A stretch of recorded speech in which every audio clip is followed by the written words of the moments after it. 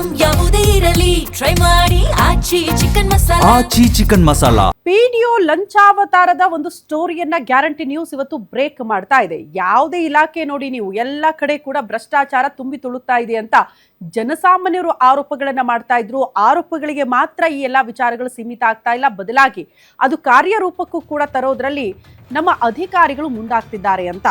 ಪ್ರಮುಖವಾಗಿ ಈಗ ಮೈಸೂರಿನಲ್ಲಿ ಆಗಿರುವ ಪಿಡಿಒ ಅಧಿಕಾರಿ ಮಂಜುಳಾ ಭಾರಿ ಹೈಡ್ರಾಮಾ ಮಾಡಿದ್ದಾರಂತೆ. ಈ ಘಟನೆ ಹೆಂಗಾಗಿದೆ ಅಂದ್ರೆ, ಬಾಕಿ ಸಂಬಳ ನೀಡೋದಕ್ಕೆ ಲಂಚ ಪಡ್ಕೊಂಡಿದ್ದಾರಂತೆ ಪಿಡಿಒ.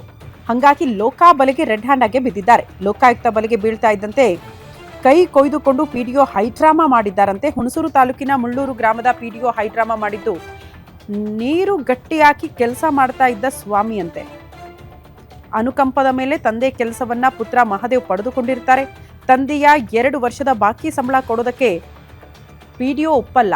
ಕೊಡಬೇಕು ಅಂದ್ರೆ ಲಂಚಕ್ಕೆ ಡಿಮ್ಯಾಂಡ್ ಇಟ್ಟಿದ್ರಂತೆ. ಇಷ್ಟು ಲಂಚ ಕೊಟ್ರೆ ಕೊಡ್ತೀನಿ ಅಂತ 4 ಲಕ್ಷ ರೂಪಾಯಿ ನೀಡೋದಕ್ಕೆ 50,000ಕ್ಕೆ ಡಿಮ್ಯಾಂಡ್ ಇಟ್ಟಿದ್ರಂತೆ.